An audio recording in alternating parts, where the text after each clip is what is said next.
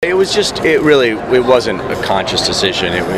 Bruno and I worked together after Southland ended last year on a pilot for CBS, and that didn't go to series. And so he sent me this script in January of this year and said, "I've written the part of Jim Gordon with you in mind, and take a look." And it's just such a great opportunity. There's no way of saying no. And so it wasn't a conscious decision. That being said, it's great to have come off of a cop show and bring that skill set and that mentality to this show, and to try and play it honestly, play it truthfully, make the police work reasonably, accurate, sort of. It's a lot of fun, and Donal Logue has played cops and bad guys before too, so our partnership is good. It feels like, two cops working the beat.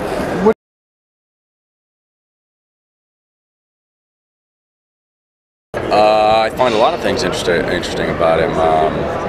He's in our story. He is a military veteran. He served overseas, decorated war hero.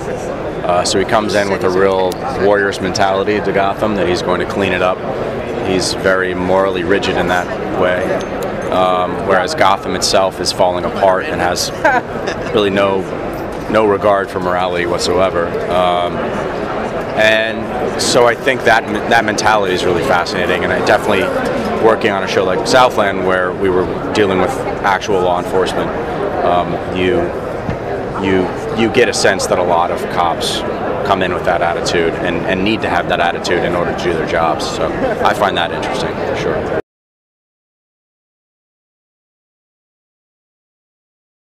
I think I prep differently. I mean, I think inevitably over time, with experience, your understanding of how to do your job changes and evolves, and hopefully your understanding grows deeper. But I don't approach roles any differently than I did before, at least in general. I just probably have a better understanding of how to do it. I think everything comes with repetition and experience. I didn't approach this role any differently because it was probably more intimidating, but I didn't approach it any differently. At the end of the day, it's the words and the objectives you're playing and the other actors that you're working with. You can't play mythology. You can't play that other actors have played this part. You can't play the fact that he will become commissioner, that Bruce will become Batman. All of this stuff is in the future. Your character wouldn't know it. You can't play it. All you can play is your given circumstances and what's happening in the moment. Right.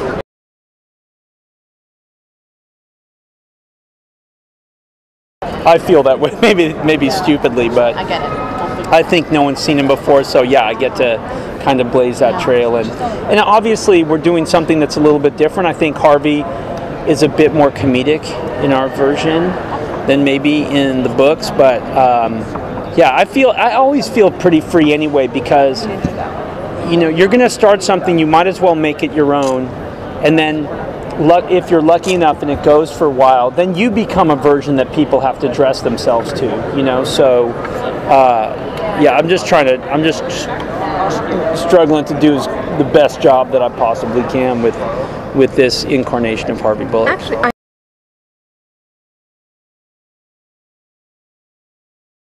when you first sign on for something, you don't really know exactly what's coming down the pike, so the only thing I could go by was my conversation with Bruno Heller that covered a bit of that. Like, we're looking for someone who can handle a bit of dark stuff, who can handle comedy a bit. And I had done a lot of comedy for a while, and then I got completely away from it and was just doing Sons of Anarchy and Vikings and things like that. And I was having a really good time just straight into the dark side.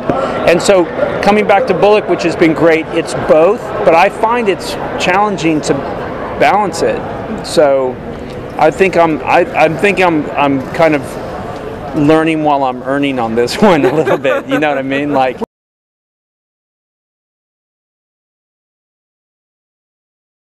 which is why I think that 75, ultimately what's fascinating about Batman for people maybe isn't the vigilante thing, it's just the journey into the dark side of the human nature. Like, why were True Detective magazines so popular? And even to me, among even people like I work with or people on a crew, or my mom's friends or something, they're like, I just stay home all night and watch Forensic Files and First 48. You know, like, what is it about us that are so drawn to the darker side of human nature? And then conversely, like, man, wouldn't it be great if someone slapped on a mask and went and took care of this really dark stuff for us and protected us from this? And that's where I think the success of, you know, of things like the Batman mythology, I think that's where it comes from. It's a deep-seated psychological thing that's hard to describe, you know. But I like playing it because it's an interesting chance to journey into a world that otherwise you wouldn't.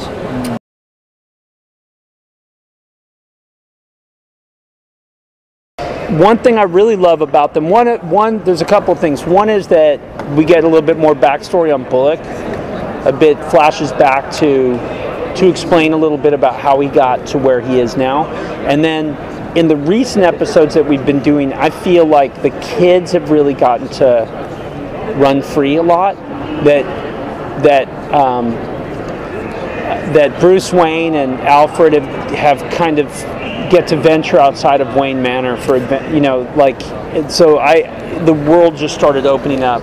More people got involved, and I think it was nice that it was kind of in a weird way Jim and Harvey kind of walking shoulder to shoulder and dealing with this stuff, but now we're fully starting to integrate the kind of awesome ensemble cast that we've put together. So.